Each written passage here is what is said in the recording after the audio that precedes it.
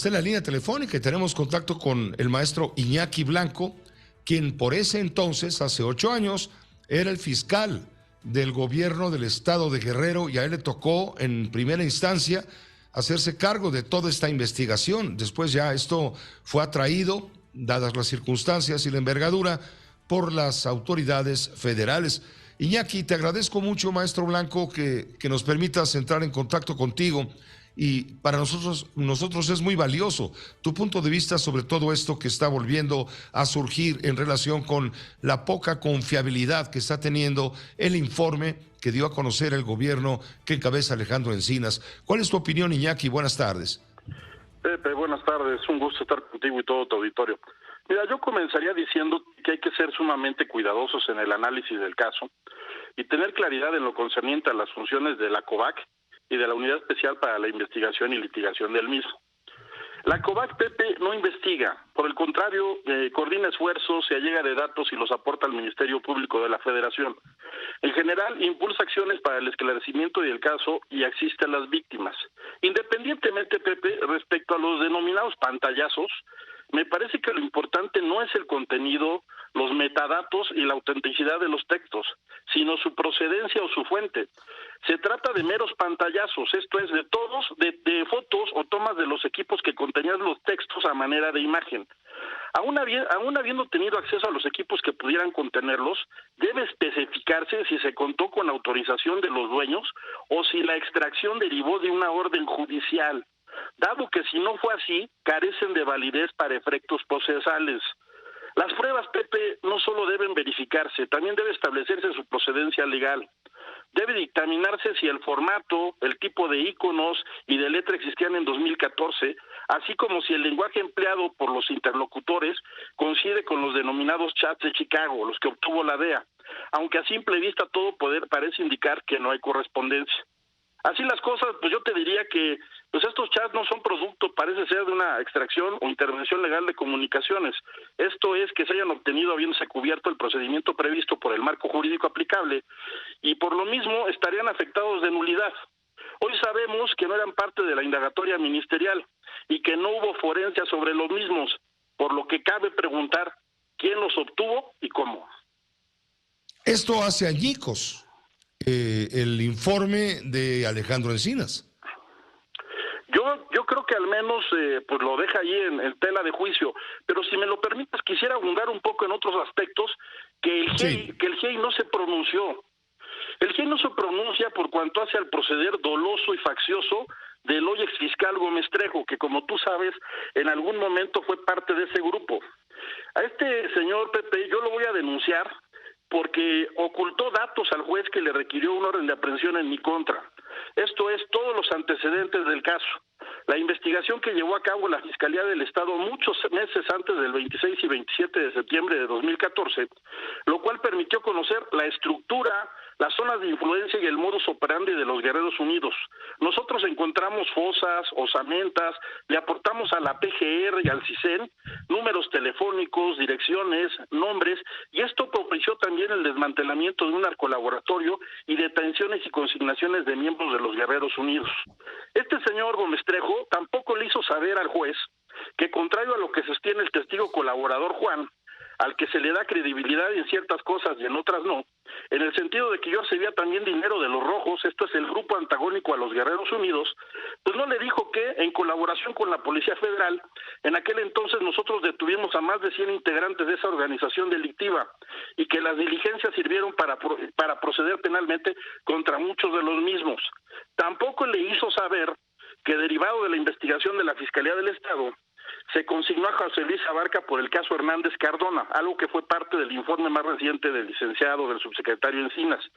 Y también omitió decirle al juez que con motivo de nuestra intervención se consignó a 33 personas, todas las cuales, Pepe, a la fecha siguen en la cárcel, sin que existan señalamientos por tortura en su contra, tal como lo verificó en su momento el alto comisionado de Naciones Unidas.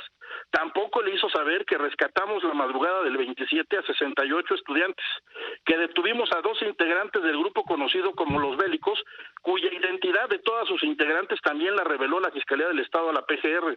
No le hizo saber que consignamos y detuvimos a todos los mandos de la Policía Municipal de Iguala y a José Luis Abarca. No le hizo saber que se sentaron las bases de investigación por cuanto hace a las diversas rutas de desaparición, a que los jóvenes nunca estuvieron juntos, a que los Guerreros Unidos operaron por células y que se obtuvieron los nombres o apodos de actores importantes como el Chucky, el Chino, Valladares y los Peques. Tampoco le indicó al juez que Abarca ordenó ejecutarme, Pepe, tal como me lo hizo saber en su momento un integrante del Grupo de Coordinación Guerrero, que hoy continúa siendo un alto funcionario federal. Todo lo anterior es relevante porque resulta contrario a lo dicho por el testigo colaborador Juan, al que el GIEI, por cierto, le da mucha credibilidad, en el sentido de que existió colusión con los Guerreros Unidos por parte de la Fiscalía del Estado. Yo pregunto si así fue, ¿por qué los investigamos? ¿Por qué los detuvimos? ¿Y por qué los consignamos? Y concluiría diciéndote lo más importante. Me llama la atención que el GIEI no se pronuncia con relación a las omisiones de Gómez Trejo, las cuales son igual o más graves que las de Tomás Herón. Gómez Trejo no aportó pruebas supervenientes para fortalecer las consignaciones de la anterior administración de la PGR. Gómez Trejo no procedió penalmente por otros delitos, como son secuestro, homicidios, extorsiones y delitos contra la salud, contra los Guerreros Unidos que en su oportunidad estaban en la cárcel. Y no Iñaki, esto está plagado, está plagado de impunidad. Sí, Pepe, hay muchísimas irregularidades. Estas últimas que te estoy mencionando son muy importantes. El juez Ventura Ramos, al que hoy tanto se cuestiona, en su momento le requirió a Gómez Trejo que se obtuvieran nuevos protocolos de Estambul y no atendió esa petición. Eso propició que el juez diera por cierto los hechos y que hoy estén en la calle más de 100 integrantes de los Guerreros Unidos haciendo lo que mejor hacen, delinquir. Esas omisiones, Pepe, me parecen gravísimas. Para mí Gómez Trejo fue un tonto útil al servicio de los Guerreros Unidos, a quien convirtió en sus aliados haciéndolos testigos colaboradores. Él trabajó con el grupo de expertos. Él trabajó con el grupo de expertos y me llama la atención que el grupo de expertos no tome en cuenta todas estas irregularidades u omisiones que, te reitero, son tanto o más graves que aquellas en las que incurrió Tomás Herón. ¿Y qué traen contra ti, Iñaki? ¿Qué traen contra ti? No lo sé, hablan de supuesta colusión o contubernio con los Guerreros Unidos. Si así fuera, Pepe, yo pregunto, ¿por qué investigábamos mucho tiempo antes a esa organización? ¿Por qué cuando ocurrieron los hechos los detuvimos, los consignamos? ¿Por qué consignamos a todos los altos mandos de la Policía Municipal? ¿Por qué identificamos a los bélicos? ¿Por qué consigné a José Luis Abarca? Es increíble que aún sabiéndose por qué esto obra en actuaciones, que José Luis Abarca me mandó a ejecutar, tal como me lo hizo saber un integrante del Grupo de Coordinación Guerrero en ese entonces, que hoy es un alto funcionario federal, sigan pensando que existió algún grado de participación, de auxilio de mi parte hacia esa organización delictiva, cuando nosotros sentamos las bases de la investigación. Todas las personas que nosotros detuvimos siguen en la cárcel, y ninguna de las mismas ha alcanzado su libertad. La mayoría de ellos fueron identificados por un grupo de los normalistas como parte de sus agresores. Iñaki, aquí hay una simulación, evidentemente por parte de las autoridades en esta investigación. Mira, Pepe, yo creo que eso se tendría que investigar en el caso por la autoridad a quien corresponde legal y constitucionalmente hacerlo, a la Fiscalía General de la República. En ese sentido, pues yo doy un voto de confianza al doctor Alejandro Gertz Manero, pero sí me parece que las omisiones, que las acciones en que incurrió el hoy extitular de la Unidad Especial para la Investigación y Litigación del caso, no pueden quedarse ahí. Se tiene que investigar y se debe fincar responsabilidades. ¿Se están fabricando presuntos culpables a fin de cumplir la promesa del presidente de esclarecer el caso? No lo sé. Yo lo que advierto, Pepe, es que es un asunto que desde hace mucho tiempo está solucionado. Fueron los Guerreros Unidos actuando en colusión, en contubernio con policías municipales, particularmente la de Iguala, la de Cocula y la de Huitzuco. Y lo que sé es que algunas otras autoridades, algunos otros servidores públicos pudieron incurrir en acciones omisivas. Más allá, yo no tengo elementos o datos de prueba. Lo que sí te puedo decir que Por cuanto hace al tramo de responsabilidad de la Fiscalía a mi cargo, creo que nosotros actuamos conforme a derecho y que consignamos a 33 personas, entre ellas a José Luis Abarca, en calidad de autor intelectual de lo que ocurrió aquella fatídica noche. Tú tuviste el caso en tus manos prácticamente 8 días. Sí, aunque después y por desgracia la Procuraduría General de la República nos hizo a un lado. No entiendo todavía qué fue lo que propició, qué fue lo que orilló a que se tomara esa decisión.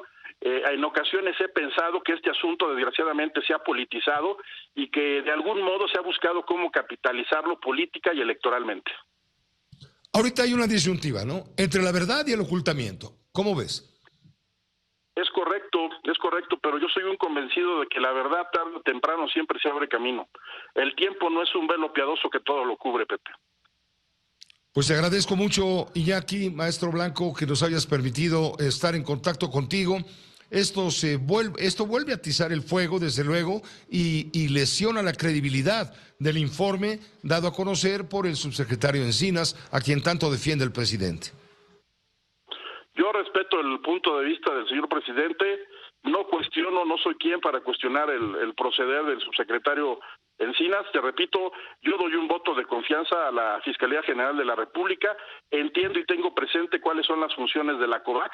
Hay aspectos que a la fecha pues resultan al menos cuestionables, pero hay otros también que me parece que no deben de soslayarse, como es la responsabilidad del extitular de la Unidad Especial para la Investigación y Litigación del caso, que mucho daño hizo también en este asunto, dado que él ya tenía una idea preconcebida que tenía mucho que ver con acreditar que se trató de un crimen de Estado.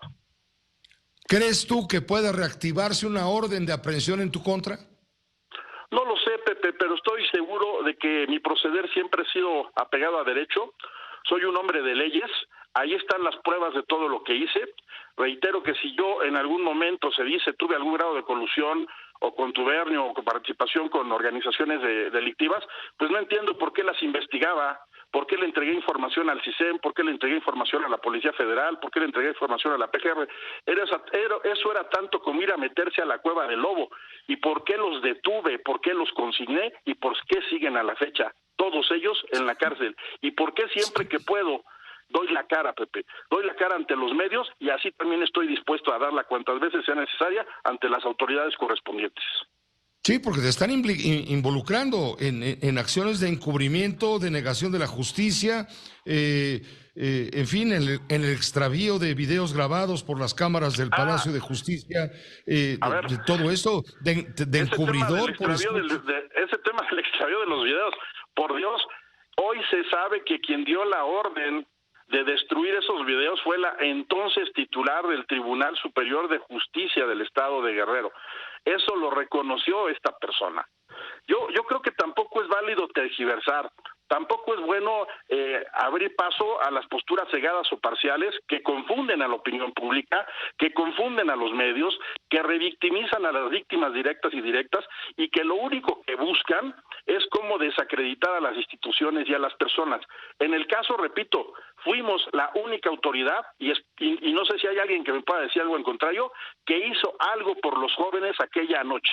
Rescatamos a 68 jóvenes derivados de un operativo de búsqueda y resguardo y consignamos a 33 personas. Identificamos a 20 más, que eran el grupo denominado Los Bélicos. En total, derivado de la investigación de la Fiscalía del Estado, se vinculó a los hechos a casi 60 personas. Todos los detenidos y consignados por la Fiscalía de Guerrero continúan en la cárcel. Por algo será. Y es importante tomar en cuenta todos los antecedentes del caso. Reitero, si existió colusión, ¿por qué los investigué y por qué le integré toda esa información al gobierno federal? Números telefónicos, direcciones, nombres, hallazgo de osamentas, hallazgo de fosas clandestinas, desmantelamiento de un narcolaboratorio. Los hechos ahí están. Todo obra en actuaciones, hay acuses de recibo y hay personas que pueden dar testimonio que corroboran todo lo que te estoy diciendo. Pues te agradezco mucho, Iñaki, como siempre, la oportunidad de poder escuchar tu punto de vista. Siempre a tus órdenes, Pepe. Un fuerte abrazo. Buena tarde. Fuerte abrazo para ti también. Muy buena tarde.